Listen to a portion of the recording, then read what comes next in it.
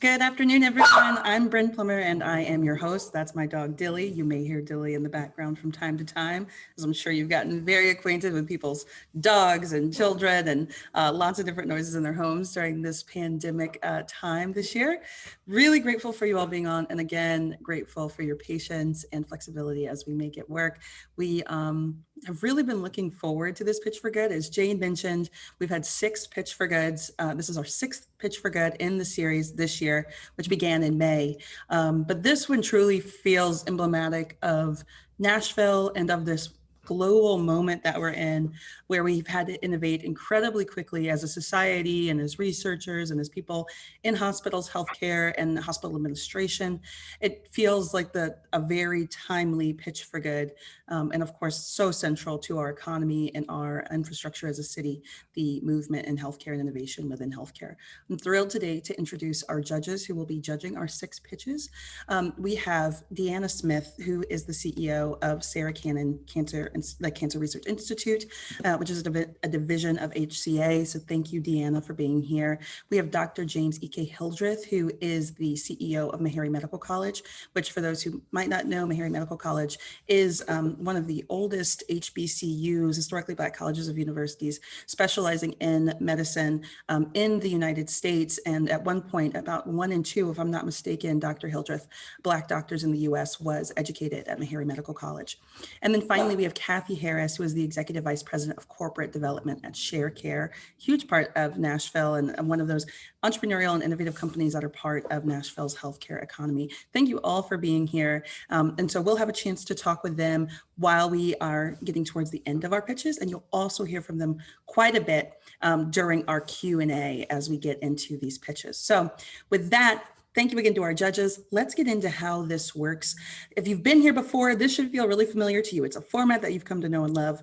We have got 6 pitches here. We have divided into 2 categories. 3 are in what we would consider the launch phase, and then 3 are in the up and running phase. A launch is 0 to 25K in revenue, and then up and running is 25K and beyond. And each entrepreneur will have 1 minute to pitch. They will have no slides. We're kind of thinking about that elevator pitch, right? So if you had Deanna Smith and you were going from floor 1 up to floor 20 in a high rise, you would have those, 60 seconds to capture Deanna's imagination and prove to her what's possible with your idea. After that 1 minute pitch, our judges will have 2 minutes of Q&A with each of the entrepreneurs. And then those 2 minutes, they can ask about their business model. They can ask about their innovations. They can ask about the roadmap that they're going to take from here on with their business. It's really up to the judges, and each of them brings a different area of expertise. So I'm sure they'll bring different questions to the table. And then at the end of the 6 pitches, you all get to be part of the judging experience as well, where you all will get to vote, and a poll will be sent to you via Zoom, and you'll get to vote on your favorite of the day. So we will award a winner in the launch category, we will award a winner in the up and running category, and then we'll also award an audience favorite. For both the launch and up and running phases, the winner will receive a $2,000 grant, which has been generously provided by our sponsors of this event, again, Dell for Entrepreneurs and the Kauffman Foundation. And finally, the audience vote will win a scholarship worth $1,500 to a program of their choosing or offering of their choosing at the Nashville Entrepreneur Center. So we are, of course, as many of you know, we run programs all year round for a number of different areas. So that $1,500 can go a really long way if you are an entrepreneur who's looking for space, programming support, curriculum. So we're thrilled to be able to offer that as well. All right, I believe we are ready to get into it. We are going to get into our pitches. As I mentioned, there are 2 categories. We're going to start today with the launch category. These are the businesses that are pre-revenue and up to $25,000 in revenue. And it might seem like, wow, that's a really early stage company. I wonder why we're looking at that category. For some of you who are out there in healthcare, you know it can take a significant amount of capital to get your idea off the ground before you get to revenue, especially if you're in medical devices or you're in some new software as a service technology platform. So these companies might seem like they're just getting started, but I promise you these companies have been at it for a long time and are putting out innovations that are truly game-changing, really inspiring. Reading and watching the pitches for this particular Pitch for Good was really inspirational. So With all that being said, let's get to the most exciting part. Let's get to the actual pitches. Launch phase. Our first entrepreneur who is up is Luke Benda. He's an old friend of the EC. He is the CEO of Healing Innovations. And I should say, as Luke is coming online and he's going to be taken off mute by Jeremy, who's the show producer, and I'll be your host today. We had an external an external selection committee who reviewed all the pitches that we received. And we're grateful again to our external search committee who has been so helpful in choosing these pitches. So even though he's a friend of the EC, we had no hand in making sure he got to this lineup. So glad to have you here, Luke. Luke, are you out there and ready? I'm ready. Oh, fantastic. All right. Okay. I'm going to give the mic over to Luke so he can pitch. And then after that, we will get to our judges' questions. Luke, the floor is yours. All right. Well, hello. My name is Luke Benda, and I'm part of a team of robotic engineers, clinicians, and medical device experts that have united to help people walk again. Each year, 1.1 million people experience an extreme neurological injury or diagnosis that can lead to a severe gait impairment.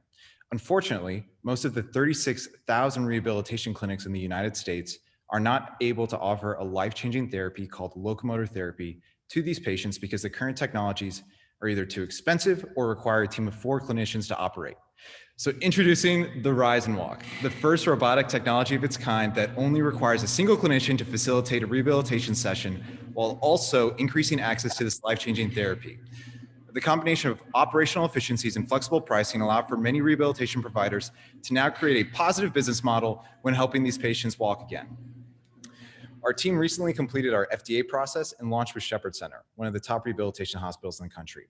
We're now preparing to officially commercially launch, and the funds from this competition will go towards an updated website. Please join us as we help patients rise and walk. Thank you. Luke, thank you. Appreciate that demo. All right, judges, I'm going to start the clock for 2 minutes. Whoever wishes to begin the questions may begin to ask Luke their questions. And I'll start. I mean, how can you have anything negative to say about that? That's incredible. But Luke, congrats on this. I was just curious, are you expecting someone like the Shepherd Center, which is fabulous, to buy multiple devices, or will they use one? I mean, just trying to understand a little bit about the addressable market. Yeah, so we sell into really all different types of rehabilitation providers. That includes a Shepherd Center, that's a specialty acute hospital, technically an LTAC, all the way down to outpatient clinics, skilled nursing facilities, and more. So organization like Shepherd, they have 5 to 7 gyms, so they could purchase one device for all of their gyms. Right now, we're at their Beyond Therapy gym, which is their largest outpatient and TBI unit. So that's a lot of the patients we're currently serving. Luke, Deanna Smith, thank you so much for the pitch. What is your analysis of how many units you need to sell to break even? 6. 6? Yep. Like this? Yeah, no, yeah. Okay.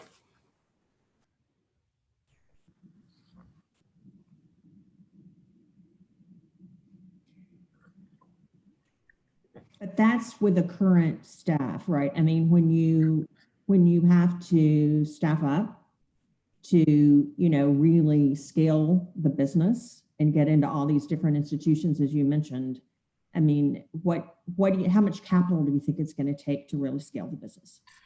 Awesome question. So we're currently raising 1.4 million in a prize seed round. We have 500,000 committed. Thus far, we've actually raised $1 million, 1.1 in angel funding. So this next round the primary objective is to sell 5 units, gather 6 months of data before really transferring the design from in our facility here in Nashville to a contract manufacturer to really scale up and build batches of 20, 30, 40 units, because there are 36,000 rehab clinics in the US, 14,000 offered neuro-related therapy last year, and we have a very active pipeline with different groups all across the country, from California to New York to Michigan and Georgia and Florida. So we're in discussions with groups all over the country right now. All right, thank you, judges, for your questions. Luke, thank you for that, and really exciting, and thanks for building it in Nashville. We appreciate it. Yeah, thank you so much. Of course, thank you. And next up, we have Spencer Jones, who is CEO of Linneus Medical. Spencer, as you come online. Yep, can you guys hear me? Yeah, coming through loud and clear. All right. Awesome. So I'll get started. Take it Good away. afternoon. My name is Spencer Jones. I'm a registered nurse, founder, and chief technology officer at Linneus Medical. The problem we're addressing at Linneus Medical is IV catheter failure. So despite being one of the most common invasive procedures performed in hospitals today, IV catheters fail before they're intended end of use about 46% of the time, according to clinical literature. This is an unacceptably high failure rate, and we're here to solve it. Our product, SafeBreak Vascular, which you can see here is a little 2-inch device, goes in the patient's IV line and is installed in between their long IV tubing from the pump and their vascular access device. It creates a sealed liquid connection so the patient can go about their activities of daily living. But then when a damaging level of force comes across the line, like if the nurse trips on the tubing, the SafeBreak separates, seals on both sides to protect the IV catheter and prevent blood loss and medication loss. We were founded in 2015. I was working as an RN and got tired of dealing with this problem. And so started the company and set out to solve this problem. We're in launch mode. We're expecting FDA clearance in January of 2021, so right around the corner. And this $2,000 will go directly towards our pilot program, which allows hospitals to try the product before they buy the product. Thank you for your time. Congratulations on the FDA approval. That's a huge hurdle. Congrats. Yeah, That's so fingers soon. crossed, right around the corner. Yeah, that's so soon. Congrats. All right, judges, you have 2 minutes to ask Spencer questions about Linneus.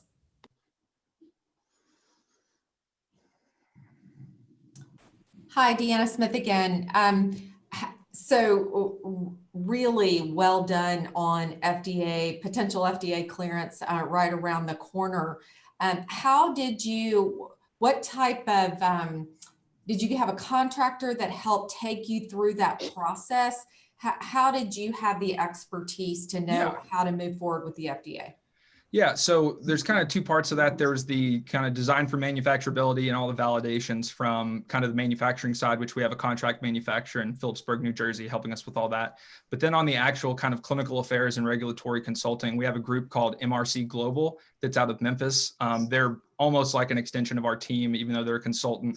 They've helped us with kind of the regulatory submission, the responses, getting the protocols and everything, and kind of doing data scrubs and statistical analysis to provide that data to the FDA. So we rely on them pretty heavily. Sounds expensive. It is. Well, congrats, Spencer. It's Awesome what you're doing. So I'm sensitive to confidentiality, Sure. but I'm just thinking about the price of the unit. And, you know, hospitals have been operating without it for years and years and years. How do you make your way into what are pretty tight budgets right now? Yeah, it's a great question. So our list price is going to be $8. We have a return on investment calculator that we have that basically shows what the IV failure rate is and then the cost to restart those IVs. It's about $48 to restart an IV. So it's not a small cost when you consider how many are failing. We actually took the data from our most recent trial that we did in Hartford, Connecticut, and plugged that into our return on investment calculator. So even if the hospital's putting a SafeBreak on 70% of their patients, they're still going to see roughly 123% return on investment when using the product based on the kind of reductions in dislodgement, infiltration, and phlebitis, that group of mechanical complications. By reducing those mechanical complications, you take out all the cost of supplies and medication replacement and labor, and it ends up with a good return on investment. We definitely are cognizant of coming into that kind of price sensitive environment. And so you can choose to use SafeBreak on 35% of your patients or 50% of your patients. So you can kind of tailor it to what high risk patients that you want to put it on. But to get the full impact, we recommend you put it on at least 60, 70% of your patients that we know to be high risk. Thank you, Spencer. That is the end of our Q&A. Thanks for the questions, guys. It really makes me think about how entrepreneurs are solving the problems that other people might not find as sexy or interesting, but I think there's so much, necessity being the mother of invention here. I mean, now, particularly with infections and things and hospital staff so constrained, so thoughtful, and a great solution. Yeah, thank you. Thanks for being RN. All right. Next up, we actually have, we're going to skip to the launch phase, to the up and running phase. But just to reiterate, we have Healing Innovations and Linneus Medical, and then Cardian Labs, our third pitcher. She's actually still in college. She goes to the University of Tennessee, Knoxville. And so she's had a little bit of a class conflict, so she may be able to hop on with us. But we're going to skip her for now. Of course, it's finals time because of the contracted semester. So we hope that she'll be able to join us, but if not, of course, we have two phenomenal candidates here in Spencer and Luke and their companies. All right, with that, let's jump to the up and running category. We have three entrepreneurs here, and each of their pitches are so different and fulfill, kind of building on what you were seeing in Spencer's proposal or Spencer's pitch. They're building on problems that are unique and acute to very specific areas or parts of the customer care continuum. And so, the patient care continuum. And I think you'll really enjoy seeing how they address these very specific issues from very different angles and in very specific communities. Up first, we have Dr. Kimberly Moyer of Magnolia Family Medicine. Kim, let's see if we can get Dr. Moyer up here. Kim, my friend. Can you hear me okay? Yeah, you sound fantastic. All right. All right, You ready? I'm ready. You may begin. Hello, everyone. Our healthcare system has its flaws. Long wait times, reduced access to your physician, and expensive hidden healthcare costs have become the new normal for our society. I'm Dr. Moyer, and I'm changing that for this community. I opened Magnolia Family Medicine to create more affordable, accessible, and hassle-free primary care. I have done this by eliminating the financial burden of a large corporate overhead, and I do not bill health insurance. I contract directly with my patients on a monthly membership fee, usually less than the price of their cell phone bill, and we reserve their health insurance for catastrophic illnesses. I'm taking healthcare back to the basics of a pure relationship between the patient and the physician. There's no waiting rooms, no copays, and every patient has my cell phone number. In this model called direct care, annual labs become $10 versus $200. Medications are $6 less on average, and procedures never cost more than $25. Thank you for listening. I'm Dr. Moyer with Magnolia Family Medicine. Dr. Moyer, first of all, I feel like you are the new doctor who would come to your house with the doctor bag. You feel like the 21st century equivalent of the family doctor who would make house calls, but you're doing it, you know, like it's unbelievable. And you brought it into the 21st century and really brought the patient so forward in the experience of the delivery of care. Thank you. I really love that. So we've got 2 minutes here for Q&A, and I was hoping we could start with Dr. Hildreth, given that he's brought so many doctors through the Meharry Medical College. So Dr. Hildreth, if you're out there, we'd love to start with you for Q&A. Thank you.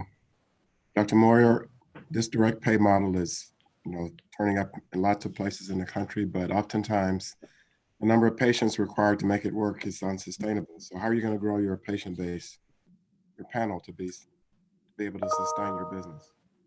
Well, we have grown from one patient in January this past year to now at 140 patients. So we're finishing up this year strong.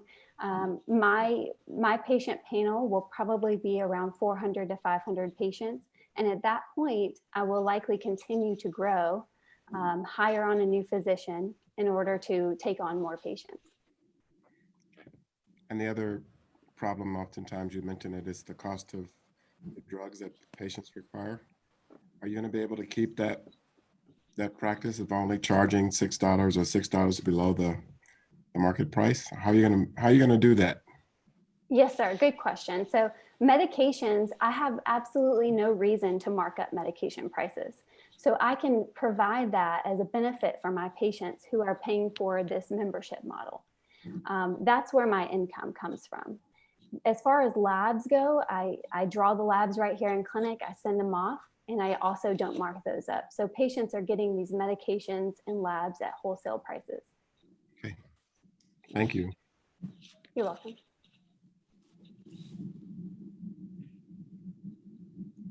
So Kim, congratulations. I'm labeling you as concierge medicine. That may not be right, but that's what it sounds like to me. So I get the value prop versus going to an urgent care Or a family physician. How do you market against other physicians who have adopted a concierge model? Yes, so concierge is well known for wealthy people. The prices are usually much higher by $100 or a couple $100 per month. So direct primary care brings prices down, $75 a month. Usually most people can afford that if they can afford a cell phone bill. Concierge also bills health insurance, so they will come with a large overhead and might not necessarily be able to provide these discounted rates that we can with direct primary care. All right. Thank you so much, Dr. Moyer. And again, especially now, where so many people are out of work in healthcare and your employer is so closely tied, I see that there will be so many millions of people who would benefit from something like this. So thank you so, so much for innovating and doing it in such a people-centric way. Thank you. Thank you. All right. Next up, we have Brian Forrester of Midas Health. Brian, are you out there? I'm out here. Yay. Okay, great. I'm going to hand it off to you, Brian, and then we'll get our judges on for Q&A. Awesome. All right, I'm in the garage today, so there's some stuff going on. But if you hear banging, that's it's not me. That's some restructuring upstairs. So my name is Brian Forrester. I'm the founder and CEO of Midas Health. At Midas Health, we help hospitals and health systems. We give them an innovative new way to attract doctors and nurses to fill their open roles. We're not a recruiting company, we're a software company. My last company was called NurseGrid and was acquired in February by HealthStream, which is where I drew my love from Nashville and got out there all the time as part of Project Healthcare after that. So we accomplished this big feat, right? Helping hospitals and health systems recruit doctors and nurses by taking their boring job descriptions, which are usually a big pile of words and bullet points, and converting them using our software, our proprietary software, into short, branded, compelling videos. And these videos outperform text-based job descriptions by a factor of 9 or 10x. Right? We just did a case study last week that came in at 9x, and the conversion rate is much higher. It's just you're telling a more compelling story. And if you're a hospital, a health system, a clinic, a long-term care facility, and we've now got over 50 customers over the last 12 months, so we've really scaled this thing, and we're seeing the data again and again and again that says it's more effective to reach out to people and to really, what you're doing is pitching them. You're pitching thousands of people all the time about why they should come work for you and help you do the work that you do as a hospital or health system. And we're able to do that really effectively and allow those efforts to be more productive. We've worked with companies. I've got this here. I don't know if anybody can see it, but Mars, AMN Healthcare, and a company called Healthy Careers, which is the largest physician job board in the world. As well as, like I said, about 50 other companies. So the reason we're here today is that our videos are used to reflect the values of each company that works with us. And we really want to take the funding from this pitch contest and invest it in making sure that the images and the videos that we use in our video job postings aren't just white people, that they aren't just men working in these professions. We want to make sure that the companies we work with are able to showcase and reflect their values for diversity, equity, and inclusion in the content that we make, so that we can attract a more diverse group of professionals and make people feel more included, more wanted, more specifically targeted. So I've got a whole bunch of other stuff I could say, but I think I'm probably at like 9 seconds left. So you're 26 seconds over, but I liked what you were saying, so I let you keep going. I'll allow it today as the reigning MC. It's so hard to talk about video but not be able to play one. So the minute pitch is a true challenge too. So we appreciate you trying to fit it all in, your media content into this spoken auditory space. So we appreciate it. And also, I don't think very often as someone from the outside of healthcare, I don't think often about the human resources and human capital issues and talent attraction issues that are inherent in the medical industry. So this is really interesting to me. If you've ever tried to drive a car without gas, it's not going to work. So if you try to drive healthcare without doctors and nurses, you're going to have the same result. Absolutely. That's a great analogy for that. And to that end, I wonder if we could start with Deanna on this one, as someone who oversees this large institute of research. So Deanna, would you like to start us off with Q&A? Yes. Hello, Brian. Thank you for that. Really 2 quick questions. One is, so the first is, of course, we know video is more compelling than anything that is written. That's true in so many areas. One is, what is your plan for scale? And is it truly, is your software positioned in order to ingest in an automated way that does not require human intervention? And then secondly is, what do you think differentiates you from other video providers as it relates particularly to doctors and nurses? The doctor side of that, it's a tough crowd to get their attention in anything in an automated way. So thank you for answering. Yeah, no, I love those questions, and they're all really good. The first question around scaling, as I said, we are software people, so we're not really marketers, we're not videographers. Our entire goal is to say, hey, the world of talent acquisition has been really robbed or unable to leverage video in the work that they do because it's too expensive. Normally it costs about $5,000 to make a 1-minute video. We're selling our videos from anywhere from $99 to about $300 on the high end, right? So the affordability piece is major, especially for hospitals and health systems that we work with who have thousands of open positions. I mean, they are in great pain. The other component of that is, how do we go to market? We're partnering. Not only are we securing our own customers individually, and we spent $0 on marketing and gotten to 50 customers in 12 months. We're pretty happy with that. But as we think about the bigger marketplace, partnering with companies like Nurse.com, like Healthy Careers, which is the largest physician job board in the world, these companies have agreed to help us take our product to market, putting them in front of their customers, which are several thousand-fold.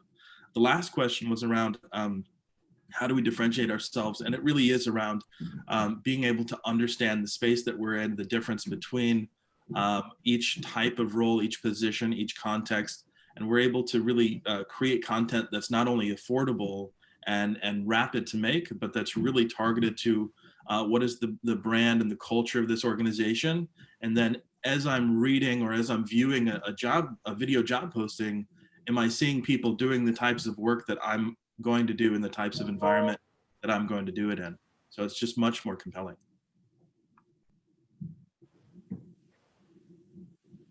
Got time for maybe one more question. Brian, am I to understand that you're going to try to promote diversity by making videos of people already employed by these organizations, or are you going to make videos that feature minorities on behalf of these? Because that's two very different things. Yeah, so it's a good question. A lot of our videos, really what we're hoping to do is twofold. A lot of our videos use still images and as a component. And so we want to make sure that we have a robust library and a diverse library of images that we're using so that we can be kind of conscious and cognizant of differences in geography, and that we're not just showing, if you look at stock imagery, it's quite weighted towards, white people. And so we need to be intentional about going out there, and we're going to do this work anyways. It's just, we need more resources to do it, to make sure that we're able to be thoughtful and intentional about the assets that we're using in our videos, so no one feels excluded or like they can't see themselves reflected. And then the other component is, we also have a lot of employers that we work with who really are committed to this work, and they're really making great strides around diversity, equity, and inclusion. But they've got some paragraphs on their website, and I want to help them. I want to create a new type of video that's not just about job posting, but that's really a value type of video where we could work with any customer on any budget to let them get their message out there about their commitment to diversity, equity, and inclusion. Thank you, Brian. Appreciate so timely as well. So appreciate you so much for sharing with us about Midas Health. And then last but not least, we have Dr. Mitesh Rao with Omni Health. Dr. Rao, are you out there? I am. Can you hear me okay? I'm gonna turn the light on because it got a little dark out here.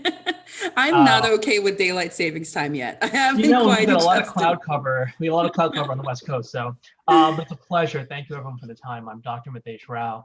I'm the founder and CEO of our company, Omni. Omni was built out of years of frustration that I had as a hospital system executive, both at Stanford and then prior to that at Northwestern, where I would have organizations outside of our four walls come and want to partner around transforming clinical care, but getting access to data and building data-driven relationships was near impossible. I didn't have a secure, compliant, and transparent way to be able to empower patients and providers to be able to build those data relationships. So after years of frustration, in 2018, myself, one of the chief architects at Dell, actually, and who's been my friend for many years, and the head of healthcare BD from the genomics company Helix, the three of us left our jobs And we started Omni to be that de facto platform, to start to build those relationships. Since then, we've grown the company dramatically. We have offices now in Atlanta and San Francisco, and a budding contingent of work now that's starting to develop in the Nashville area. And we work with providers across the country, large IDNs, multi-state practices.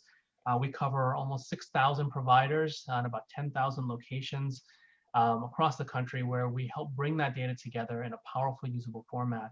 And we've started to build relationships that are transforming clinical practice. I'll pause there because I know I'm a little bit long. Perfect. Dr. Rao, you stopped it just as I was going to kind of, Dr. Rao, thank you so much. Questions from our judges. We have, again, 2 minutes for Q&A. You may begin. Tesh, can I ask you, the number of companies doing what you are doing, they're quite, I mean, you can count them. You can hardly count them. There's so many. So what distinguishes your approach from that of so many others who are trying to do this? Yeah, absolutely. I mean, there are quite a few companies, you're right, that go and they mine the data, and none of that value ever goes back to patients. It never a dollar of it. And it's happened for years. I mean, the prior generation of these companies were built on data relationships. They basically took that data and made millions off of it, and it never went down to anything that could drive value for the patients. Omni's different. We're a very transparent model. We profit share back directly and transparently. 70% of every dollar we make goes back into the clinical environment, where it starts to drive transformations for clinical practice. And the work that we do is designed to take patient care to the next level. I mean, look at COVID, for example. So much was disrupted when COVID hit, and organizations realized very quickly that without the data flowing between them, the ability for us to actually transform care and shift the environment quickly to adapt was impossible. And I think one of the big things coming out of, one of the silver linings, if you will, coming out of COVID, is that we've all realized that data is going to drive the future of healthcare. And there has to be this missing piece of the ecosystem. And I think that's one of the reasons why Omni is growing so quickly and bringing on so many partners so fast, is because we are that transparent, compliant, equal and balanced entity that can act as a neutral party and build those bridges of data relationships. Thanks. Hi, Deanna Smith. Wanted to ask you, so we at HCA Healthcare, we have seen more COVID patients than perhaps anyone's system.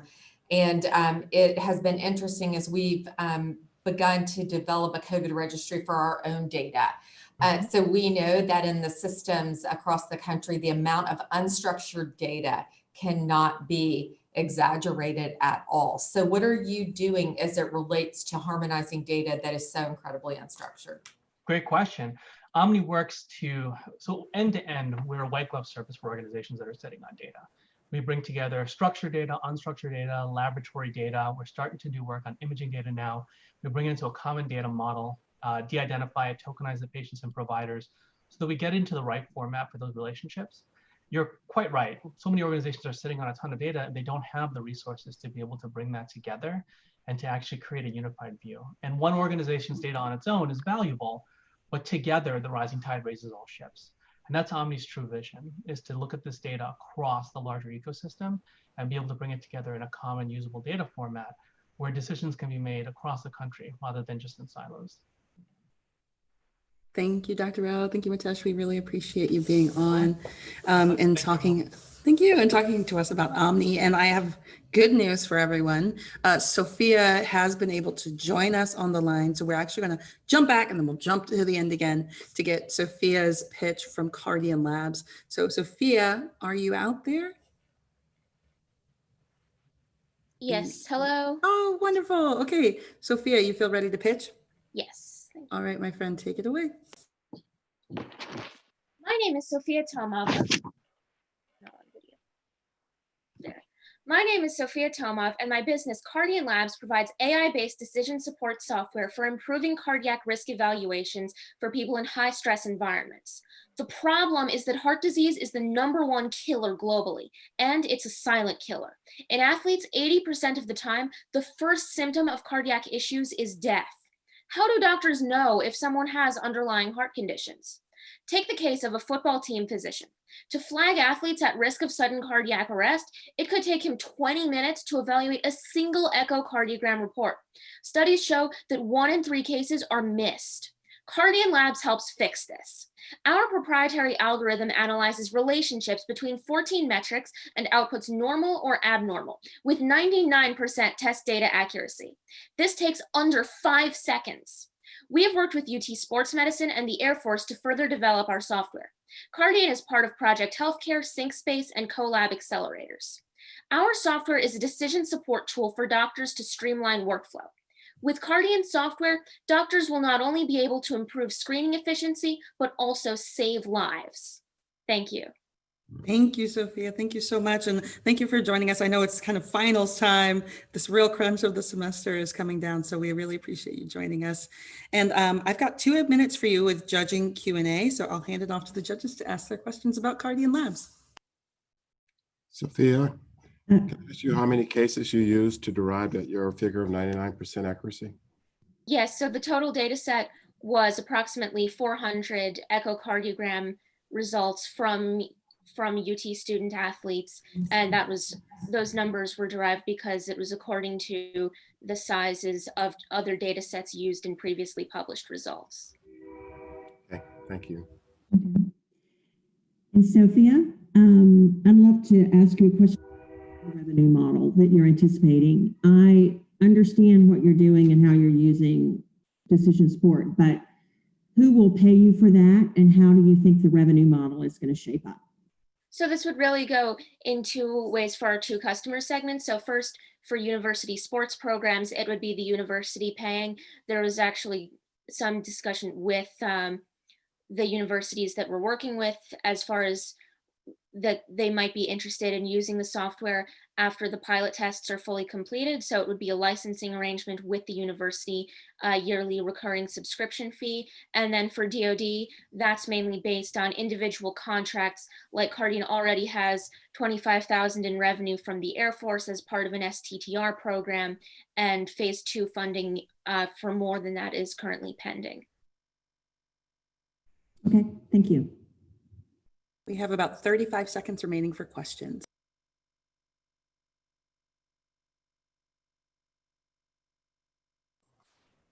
Hi, Deanna Smith. Thank you for the pitch. What is your, so first of all, congrats on being in school and doing this and recognizing an important problem. What's your business plan for scaling this? So you're in school, what's the next step in terms of getting broader adoption here? Well, the next step is really, so first off, scaling within the 2 very specific customer segments for university sports programs and DoD, applying for additional funding, securing more pilot test partnerships, because those can really build, and then also working to expand the product line. Cardian applied for another phase 1 Air Force fund to expand for hypertrophic cardiomyopathy decision support. We're seeking funding to build an optical-based risk scan for cardiac issues from retinal images. And then as far as scaling from those 2 customer segments, then it would be looking at more health systems and broader, potentially with EHR companies. And that's going to come through, first off, the partnerships that Cardian has with these accelerator programs. And then as for my own personal time management, I'm going to be able to continue working even more on scaling this because I'm graduating college in fall.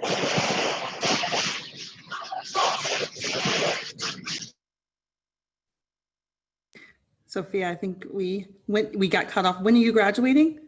And I would be able to graduate fall 2021. Oh, congratulations. That's exciting. That'll be Thanks. so soon. All right. Thank you, judges. And thank you, Sophia, again, for pitching us on Cardian Labs. Love what you're doing. And heart disease, of course, is a huge issue that is so complex and rooted in community and also data that we just don't have. So thank you so much for sharing that with us. So with that, I want to make sure that everyone knows what is happening. We have your audience favorite poll being sent directly to your screen. So your audience favorite is up. I'll recap just so everyone remembers who pitched. We had 6 companies today. In the launch phase, we had Healing Innovations with CEO Luke Benda. Lineus Medical with CEO Spencer Jones, and Cardian Labs with CEO Sophia Tomov. And then up and running, we had Magnolia Family Medicine with Dr. Kimberly Moyer. We had Midas Health with Brian Forrester, and Omni Health with Dr. Mitesh Rao. Those are our 6 companies who are pitching today. While you are voting on your audience favorite, our judges will also be tallying their scores and submitting their scores. So while that is happening, I'd love to also tell you a bit about some of the sponsors for today, because as you know, we are a nonprofit, as Jane mentioned at the beginning of our presentation today. But beyond that, we are also always looking to secure partnerships that can increase the access for entrepreneurs, whether it's new pilots, new markets, or increase their ability to grow quickly and to use the best technology that's out there. So our first partner that we'd like to highlight today is Dell Technologies. So Dell Technologies is, this year they gave us a full fleet of laptops to work at the EC, which has been tremendously helpful to us. So I'm using it right now, and it's hard to even say what else they've done. They've helped us innovate and think about our data infrastructure and our knowledge management as an organization. So they're not just helping our companies, they're providing support and discounts to all the companies that are in the EC, but they're also helping us get smarter and faster as an entrepreneurial organization that serves entrepreneurs. So can't say enough good things about Dell Technologies. And Jeremy, I don't know if we have a video to play from Dell. I believe we do. Okay, perfect.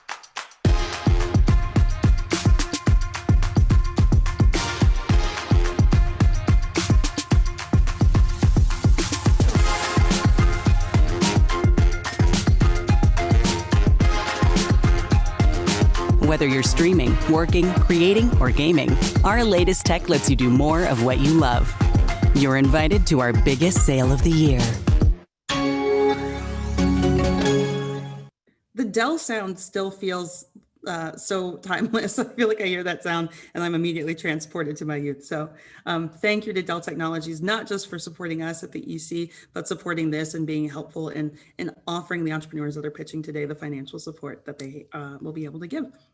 And then second, the Ewing Marion Kauffman Foundation, which if you're someone who studies the field of entrepreneurship or the field of really community prosperity writ large, the Ewing Marion Kauffman Foundation is definitely an organization you should take a peek at. They're rooted in Kansas City, Missouri, and they focus on what are tools and implementations that we can put into place as a full society to make sure every person in our society has the opportunity to grow, have a life that's rich and enriched by really amazing experiences and economic opportunity as well. And their research into the field of entrepreneurship, particularly as it pertains to diversity and inclusion in the field, how to make the field of entrepreneurship smarter and work better together is really groundbreaking, and no one's that we can find is doing research similar to what they're doing in that field. So highly recommend looking into their research and finding out how you can work with them more. They also run a lot of really great programming that you can get involved in as well. So with that, we should have our judges' scores in. Jeremy, of course, is our producer. Jeremy Raley, who many of you I'm sure know if you've at all worked with the EC in the past. Jeremy is our Swiss Army knife at the EC who does a little bit of everything, but primarily supports our high touch programs as our director of programs. That includes Project Music, Project Healthcare, which was mentioned a few times today. Project Music and Entertainment. Now we have added the full suite of entertainment that pertains to as it pertains to technology and innovation. And then InFlight, which is our locally based Nashville scaling company support mechanism that is industry agnostic. So that is Jeremy's back end, but he also is our producer for all of our Pitch for Good events. So Jeremy, hello. How are we doing? Thank you everyone for bearing with us and switching over to Zoom. Really quickly, Dr. Hildreth, can you hear me by chance? I know you were having to split a little bit early. Okay, it's okay. So we're still waiting on his scores. I can go ahead and announce the audience winner, which I will once we have the scores in. So Dr. Hildreth, you can go ahead and shoot me those. Perfect. We'll do a quick tally, and then we'll be off to the races. Jeremy, do you know our poll? patience in Oh my gosh, yes. all this process. Everyone, the And judge, Jeremy, thank you. It's not easy when Jeremy, for folks who don't know, he puts together our run of shows, our rehearsal links, gets all the entrepreneurs together. Shelby Brown on our team also helps us to secure our selection committee, our external selection committee. So there's a lot that goes into this. And I know, Jeremy, you probably felt very anxious as everything, it was Murphy's Law of virtual events came to fruition today, but you handled it like a champ. And so appreciate you so much. Let's see how we're doing. Do you have a poll completion on your end, Jeremy, on Zoom? yes. Okay, cool. Yeah, we'll announce the audience winner, which is, of course, an EC scholarship. I don't have the check ready, and just because we can wait. We can wait too. We have plenty of things. No, the audience one, we have it in. And so drum roll, it goes. I'm gonna end the poll. Virtual drum roll goes to Magnolia Family Medicine. Oh, fantastic. Congratulations, Dr. Moyer. Congratulations. Oh, thank you. Thanks, Yeah. guys. Thank you so much. I'm glad we're here to share in that moment. Okay, cool. Judges scores, let me go through. Okay. Confirmed it.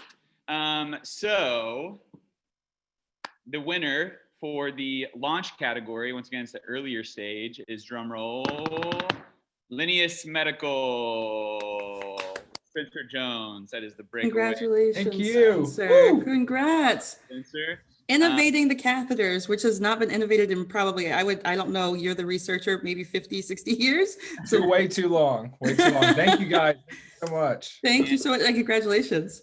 The winner for the up and running category is, drum roll, Midas Health. Midas Health. Congratulations, Brian. Great job, everyone. That does not mean bad job anyone else.